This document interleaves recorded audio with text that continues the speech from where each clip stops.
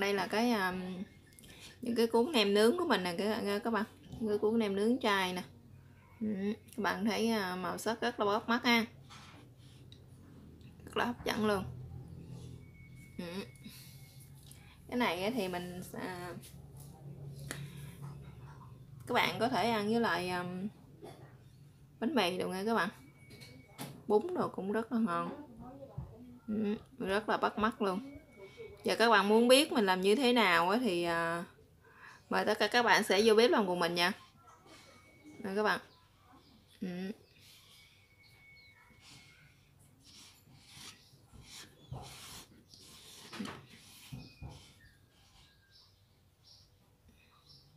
Mời các bạn.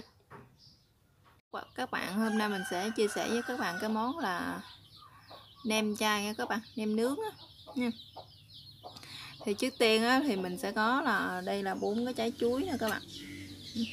Các bạn có thể sử dụng những cái trái chuối nó chưa chín, nó còn hơi xanh vỏ hơn cũng được nha các bạn.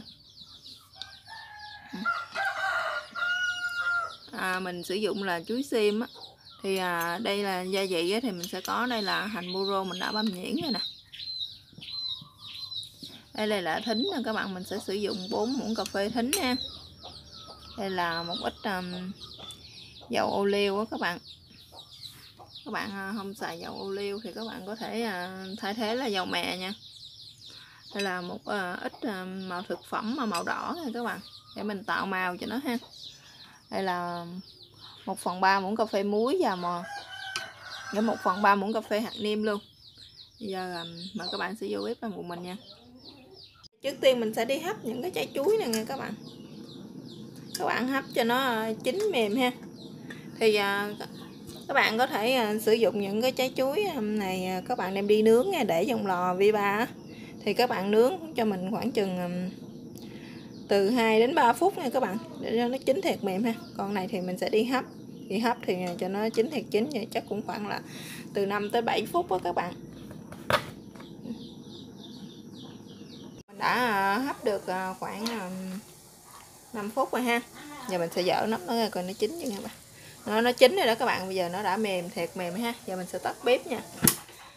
Rồi các bạn tắt bếp thì các bạn nhắc nó xuống để cho nó nguội thiệt nguội, đang mình lột cái vỏ nó ra, đang mình làm tiếp nha các bạn. Đã hấp xong rồi đó các bạn, mình để nguội vậy nè ha. Giờ mình sẽ lột nó ra nha.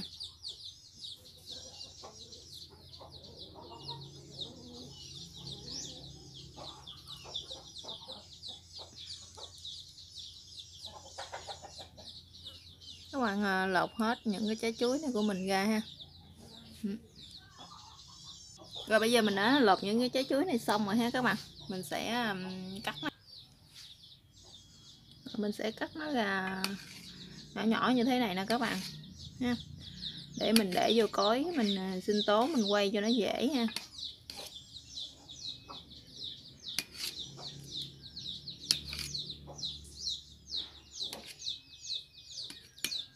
Rồi bây giờ mình cũng đã cắt xong rồi nè.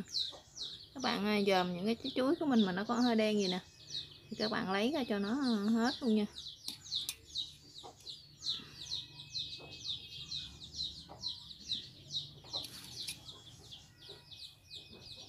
Rồi bây giờ mình sẽ cho vào cối nè các bạn.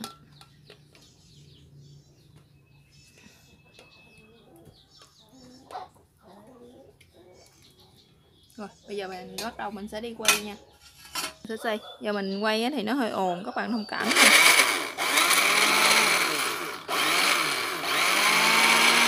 nha.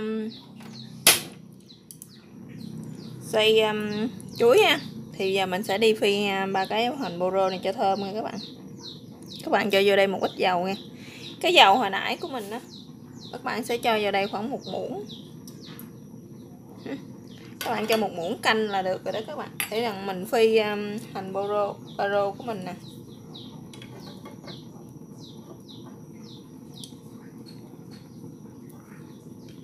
Mình phải cho hết cái phần hành vô đây. Các bạn để cho dầu thiệt nóng ha. Các bạn để nó hành vô là mình tắt lửa được rồi đó các bạn. Mình chỉ cần phi cho hành của mình nó thơm là được. Giờ hành của mình dầu thì nó đã sôi, Để vô thì hành của mình nó đã thơm rồi đó các bạn. Mình ba cái hành bô rô á. Chuối thì của mình giờ mình đã xay xong rồi đó các bạn. Giờ mình sẽ cho nó ra ha. Bạn xay chuối cho thiệt là nhuyễn mịn ha.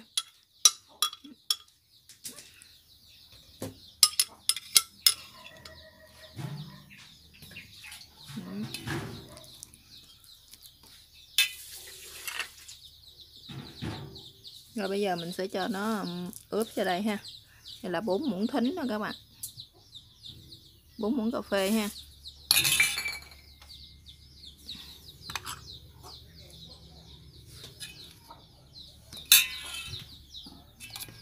Đây là 1/4 của muỗng cà phê muối nha các bạn. Các bạn cho một xíu muối vô là được rồi đó. Với lại 1/3 muỗng cà phê hạt nêm luôn. Hạt nêm chai nha các bạn.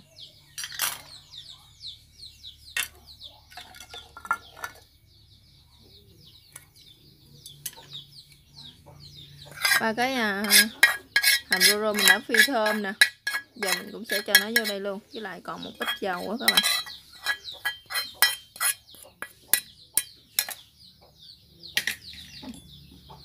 Bây giờ mình sẽ nhồi nó chung.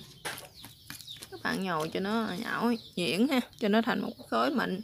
Với lại các bạn sẽ cho vào đây một ít màu thực phẩm nha, một cái màu đỏ các bạn, để mình trộn cho nó cái màu nó hơi hồng hồng á, giống như thịt đó nha.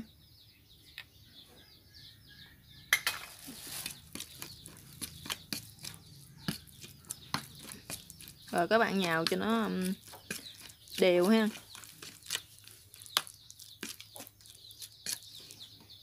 Nè các bạn, mình đã nhồi cho nó tạo thành một khối mịn này nè ha. Đó. Đó, các bạn tạo cho nó cái màu hơi hồng hồng như vậy là được rồi nè các bạn. Bây giờ mình sẽ cho nó vô trong những cái cọng đũa hoặc là những chỏ tre á các bạn. Bây giờ bắt đầu mình sẽ nắn vô trong một cái chiếc đũa như thế này nè các bạn. Các bạn có thể dùng những cái chiếc đũa tre nhỏ ha. Chiếc mà thứ mà người ta bán đũa ăn liền á. Đó. Nè, mình sẽ nắn nó vô đem này.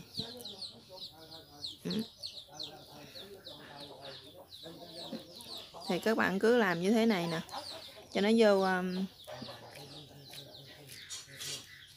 Các bạn muốn nhiều thì các bạn sẽ nắn nó nhiều hơn ha. Này hơi ít đấy các bạn.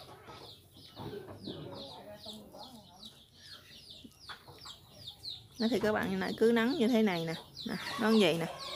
Đó, thì các bạn cứ nắn như thế này cho nó đến hết cái phần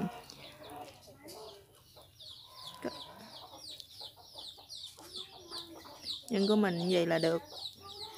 Rồi bắt đầu mình sẽ đem đi nướng nha các bạn.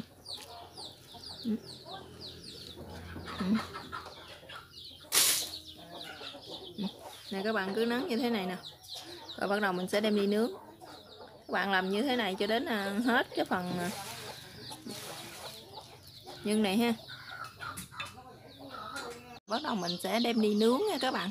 Mình sẽ để cái lá chuối này lên mình nướng trước, mình nướng một cái lá chuối trước ha.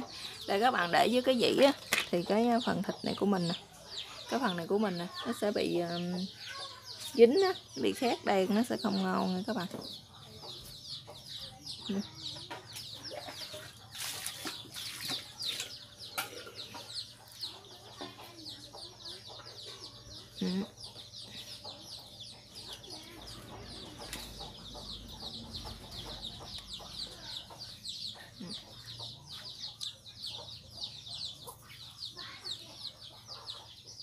Cái này thì các bạn có thể mình nướng bằng than này ha, hoặc là các bạn đem vô cái lò nướng á, thì các bạn nướng ha. Thì các bạn nướng thì các bạn chở thường xuyên nha. Khi nào mà các bạn gặp nó vàng hết á, khi nào mà nó chín vàng á thì nó sẽ là được nha các bạn. Nè các bạn, giờ các bạn thấy mình nướng ha. Các bạn chở thường xuyên như thế này nè. Đó. Khi nào mà các bạn thấy nó vàng ha là được rồi đó các bạn. Cái này mình nãy đã hơi bị cháy nè.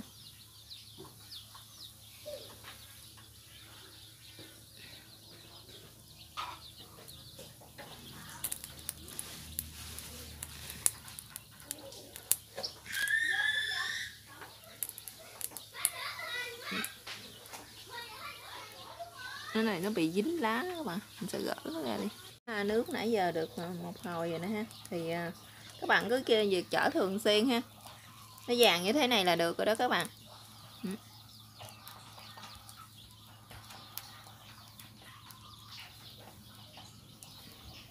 Nhưng mà các bạn nướng ha, mình lưu ý các bạn, thì các bạn nướng thì các bạn nhớ vết dầu thường xuyên để cái miếng này của cái miếng nem của mình nè các bạn. Tại vì mình nướng bằng chuối á, cho nên thì nó sẽ không có cái độ bóng như là thịt ha. Như là cái đồ mặn thì các bạn nhớ quét cái chuối thường xuyên vô cho nó có độ bóng, và cái miếng nem của mình nó sẽ không có bị cháy khét nha các bạn. Với lại các bạn để trên cái phần lá chuối như thế này nè, các bạn nhớ thay cái lá chuối thường xuyên, để không thì cái độ nóng của than ở dưới á nó dễ cháy cái phần lá chuối của mình ha. Nãy giờ mình đã thay mấy miếng rồi đó các bạn. Rồi bây giờ cái phần nem nướng chay của mình giờ nữa các bạn, giờ nữa cũng đã hoàn thành rồi nè các bạn. Đó.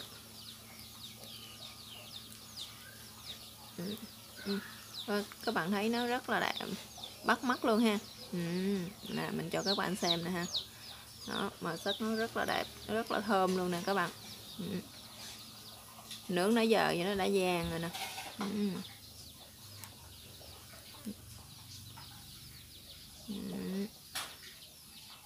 Thấy không? Rất là hấp dẫn luôn.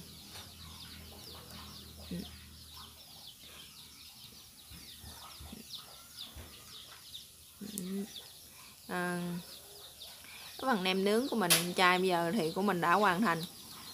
Cảm ơn các bạn đã theo dõi video của mình. Chào các bạn và hẹn gặp lại trong các video tiếp theo nha các bạn.